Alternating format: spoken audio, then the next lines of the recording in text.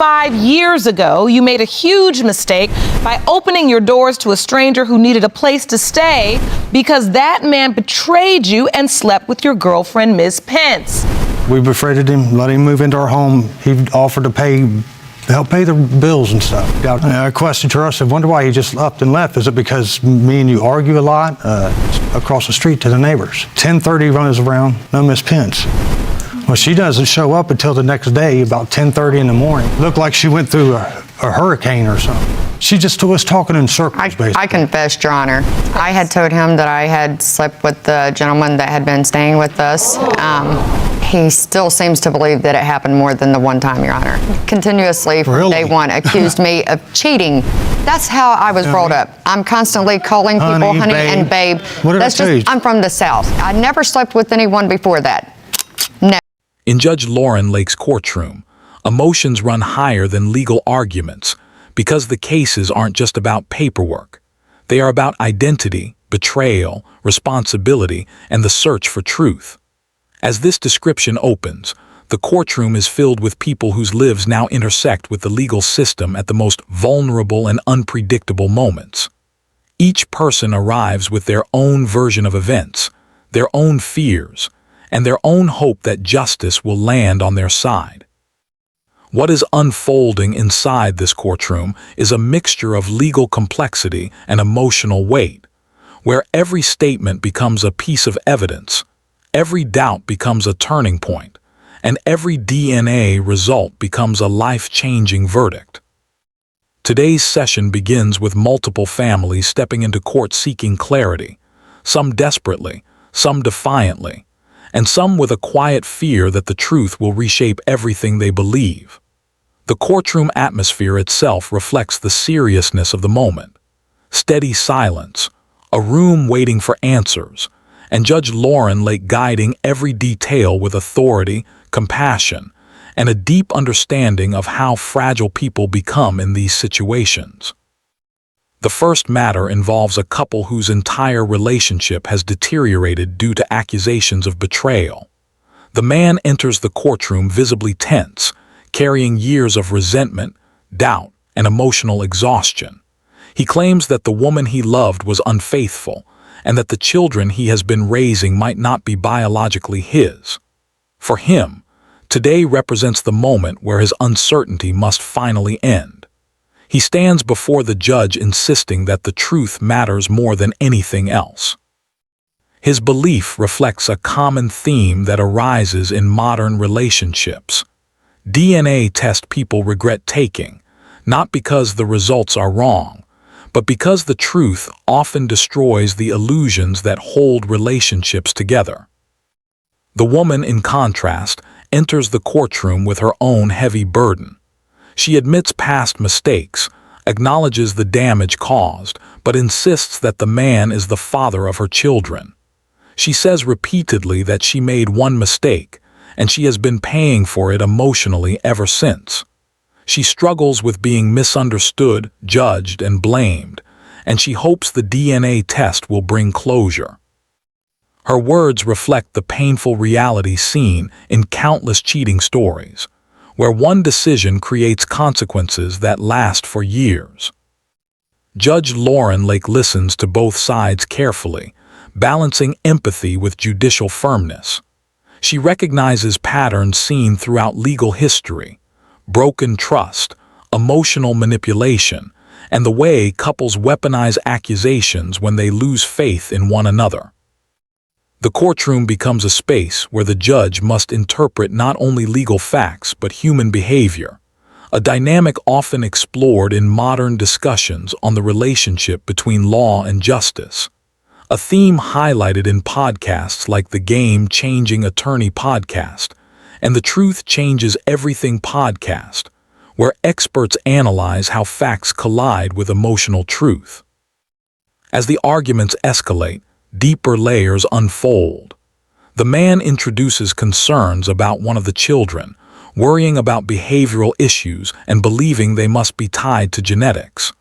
The woman argues that the child's challenges are unrelated to paternity and instead part of growing up. She insists her loyalty to her children cannot be questioned, and she repeats that she wants peace after years of tension. This back and forth demonstrates how paternity doubt can ruin a relationship, even when the truth hasn't yet been revealed. It becomes apparent that the couple has reached the evidence stage in divorce cases, where small details become legal weapons. Judge Lake then brings forward an expert, a child psychiatrist, to explain how genetics and environment influence child development. The expert clarifies that conditions like ADHD don't always come from parents. They can come from environmental factors or developmental differences. This is important because it highlights the legal concept of adverse inference in evidence, where assumptions without proof can mislead a case. The judge uses this explanation to ground the conversation in facts rather than emotional speculation. The emotional weight deepens when the judge reveals that the man requested a lie detector test, showing how profoundly distrust has seeped into their relationship. The woman reacts defensively, but insists she is telling the truth. When the results show deception, the courtroom shifts. Even though polygraph results aren't perfect, the man feels validated in his doubts. The judge observes how these revelations typically appear in celebrate recovery testimonies, where people discuss the long-term damage caused by secrecy and betrayal. Finally, the DNA results arrive. Judge Lake delivers the findings with a firm, steady voice, results that confirm the man is the biological father of the twins. Relief washes over both parties, but the relationship remains fragile. Instead of healing the past, the truth reveals deeper emotional wounds that may take years to overcome. This moment captures the heart of the legal and emotional conflict. DNA may confirm paternity, but it cannot repair broken trust. This is where the concept of justice in jurisprudence becomes complicated. Justice gives clarity but not necessarily peace. As the first case concludes, another family steps into the courtroom. This time, a woman arrives carrying years of financial and emotional strain. She claims her estranged husband abandoned her and her child, leaving her to struggle alone. She insists he is the father and owes support. The man, however, argues he left because he believed she was unfaithful and that the child might not be his. He says he was surrounded by rumors, comments from her relatives, and evidence he interpreted as signs of betrayal. Their situation reflects themes common in the Divorce Course podcast, where couples describe how doubt and assumptions can destroy families long before the law becomes involved. The woman explains how she raised her child alone, through health complications, difficult nights, and overwhelming pressure. She discusses her child's needs, the therapy sessions, the medical expenses, and the emotional toll. Her testimony mirrors countless adoption stories' full episodes, where caretakers describe the sacrifices they make to protect children caught in difficult circumstances. The man responds with emotional fatigue, insisting he avoided involvement to prevent forming a bond with a child he feared was not his. In his view, stepping back was an attempt to protect himself from emotional devastation. Judge Lake challenges his reasoning, emphasizing that avoidance does not replace responsibility. She reminds him that assumptions are not evidence. The courtroom becomes tense when the woman's mother is called to speak. She admits she once doubted her own daughter's honesty, revealing the generational conflict and confusion that can surround paternity issues. Her testimony reminds the court that family influence can shape legal disputes in ways the law cannot always measure. As the conversation unfolds, another man, the woman's fiancé, is brought in. He admits he may be the father but believes the likelihood is small. This creates a complicated emotional triangle: husband, fiancé, mother, and child, all intertwined. Their statements reveal the emotional chaos that occurs when relationships overlap and truth becomes tangled. Judge Lake shifts the room's focus toward the ultimate goal, determining biological truth. She reminds everyone that uncertainty harms the child most of all. When the DNA results confirm the estranged husband is the biological father, the emotional shock ripples through the room.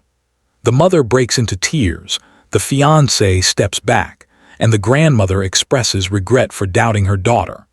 The man, confronted with undeniable proof, promises to step up and fulfill his responsibilities.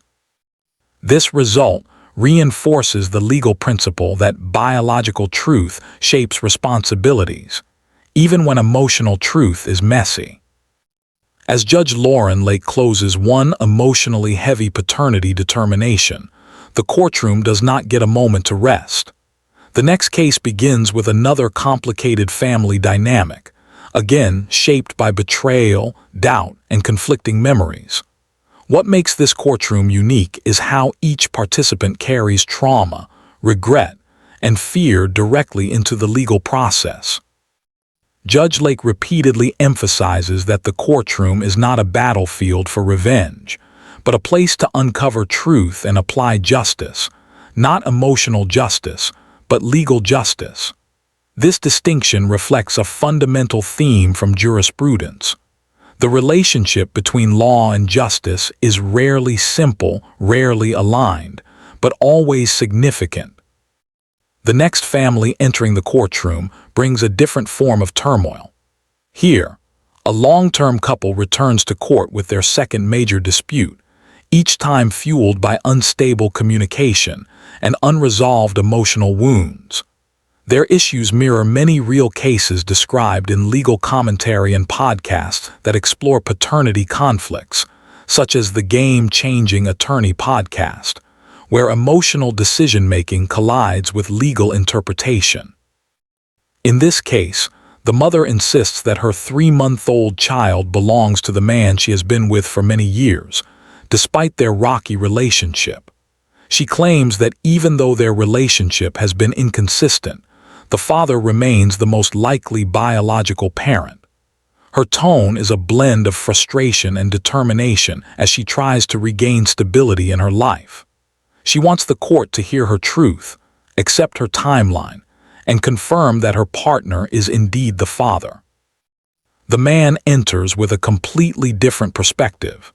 He says he has serious doubts because during the time of conception, the woman was involved with another man as well.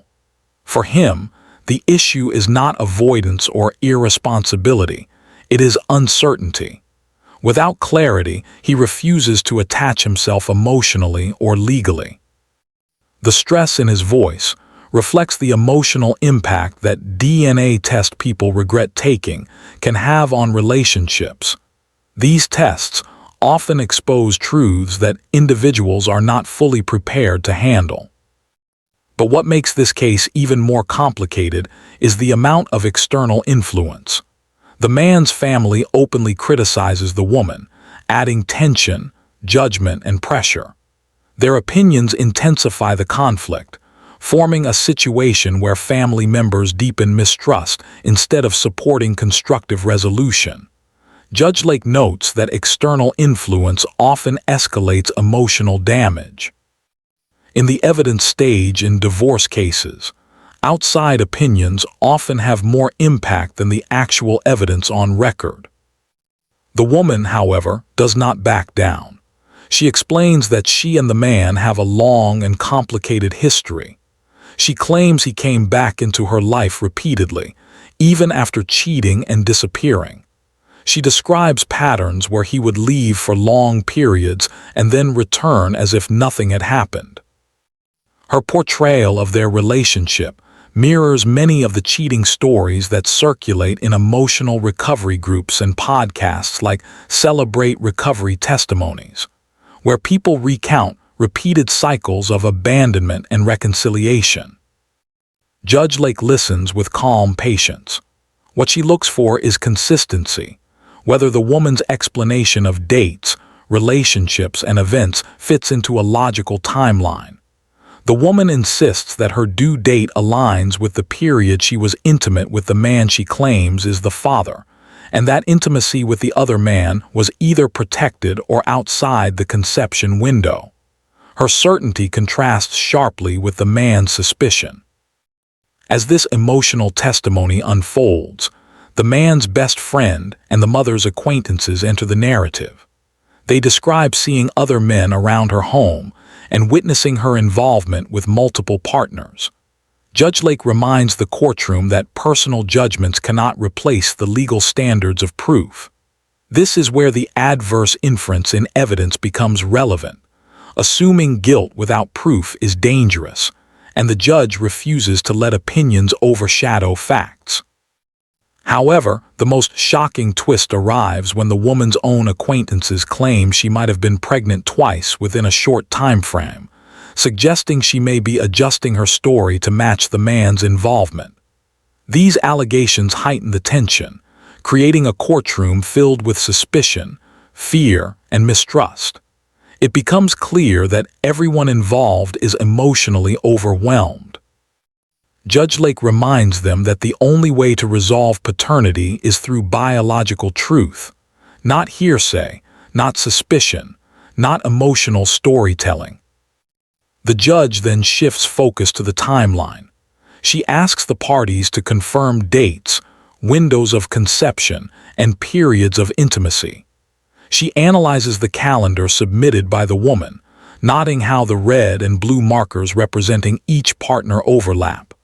The timeline reveals that both men were present around the conception window, making the case scientifically uncertain without testing. This situation often appears in real-life paternity disputes highlighted in law podcasts, the Divorce Course podcast, and legal academic discussions about the concept of justice in jurisprudence, where truth may be uncomfortable but necessary. The judge acknowledges the tension between biological truth and relational truth.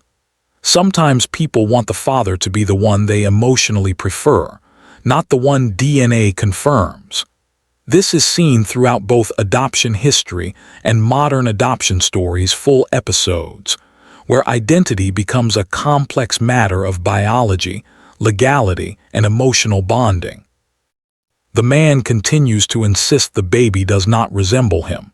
He points out physical differences, doubts their intimacy timeline, and claims the other man is the more likely father. But Judge Lake emphasizes that resemblance is not evidence. She points out that many families include children who do not resemble either parent. She stresses that paternity cannot be established through appearance or assumptions.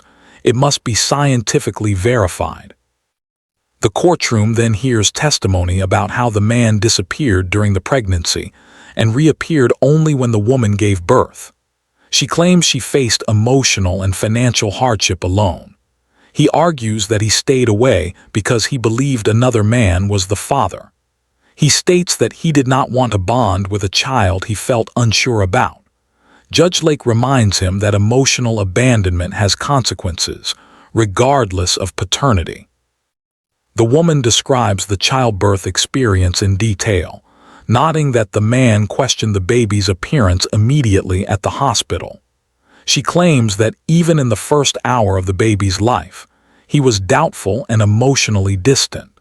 She expresses pain at having one of the most significant moments of her life overshadowed by accusations. She says he refused to sign the birth certificate because he did not believe the child was his. This refusal, while legally understandable, further fractured their relationship. More layers appear when social media evidence is mentioned, including images of the woman with multiple men. This deepens the man's suspicion and embarrasses the woman. She argues that the photos do not reflect the truth of her romantic relationships, but instead moments taken out of context. The courtroom becomes burdened with the ripple effects of digital evidence, screenshots, messages, photos, and online interactions. Judge Lake notes that in modern legal disputes, digital footprints often complicate paternity cases by amplifying mistrust. Then comes one of the most difficult parts, hearing that the other man, the second potential father, has also expressed that he might be the father and at the same time believes he is not. This inconsistency leaves both partners struggling to interpret mixed signals. The judge sees this for what it is: confusion born from overlapping relationships and incomplete communication. Judge Lake emphasizes that children deserve clarity. She reminds both parties that the child did not choose any of this, yet will be affected by every adult decision. The biological father must take responsibility, but only after truth is established. As the legal discussion reaches its peak, the judge decides it is time to announce the DNA results. The room becomes silent, filled with tension and anticipation. The woman clenches her hands, hopping for confirmation of what she believes. The man prepares for what could be either relief or emotional devastation. The judge opens the envelope carefully, aware that these results will change someone's entire future. The DNA results reveal that the man is indeed the biological father. This moment creates an emotional shift, one filled with shock, relief, guilt, and the realization that assumptions nearly destroyed a family. The man promises to step up, accept his responsibilities, and be present for his child. The woman feels validated but emotionally drained. The judge reminds them both that truth brings accountability, not escape. As the courtroom settles from the intensity of the previous case, Judge Lauren Lake prepares to move forward. The emotional residue of the last paternity results hangs in the air: relief, shock, and the slow realization that truth always demands adjustment, even when it feels validating. But her courtroom never rests. Every case that follows carries its own weight, its own emotional burdens, and its own complex intersection between law and human relationships. The final case of this session brings yet another couple with a history marked by instability, mistrust, and unresolved trauma. They enter with a mixture of defensiveness and exhaustion. Their relationship, once hopeful, now reflects the familiar cycle described in relationship recovery circles and in podcasts like Truth Changes Everything, where individuals share how one secret or one moment of betrayal can unravel families. The woman in this final case approaches the judge with determination. She claims she knows exactly who the father of her child is and insists that the constant denials from her partner are destroying the stability she tries to create in her home.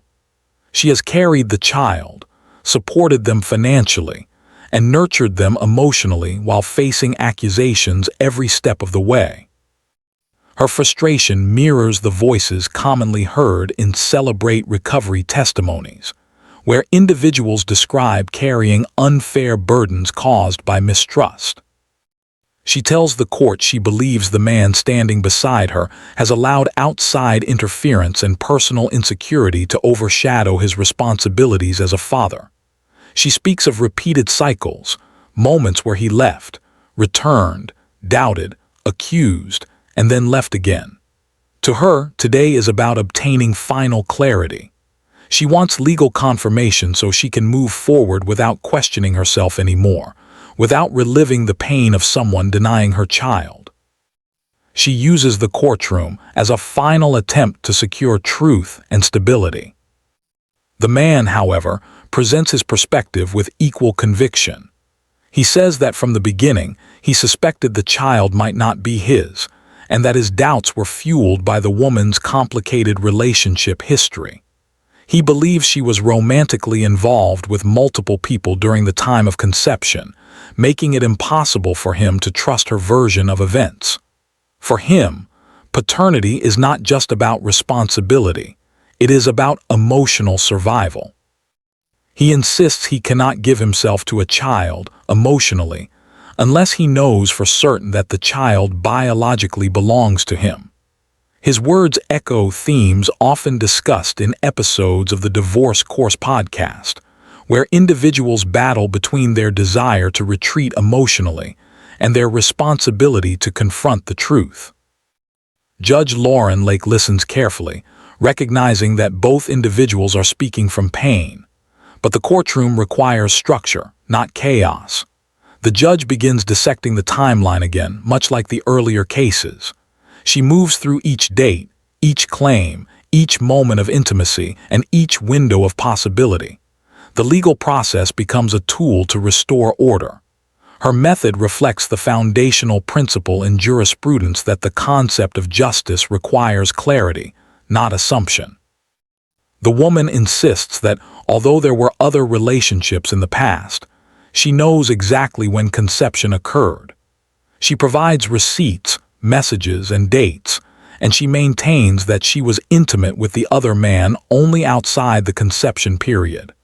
She tries to project confidence, but her voice carries the emotional exhaustion of someone who has explained herself repeatedly and still feels unheard.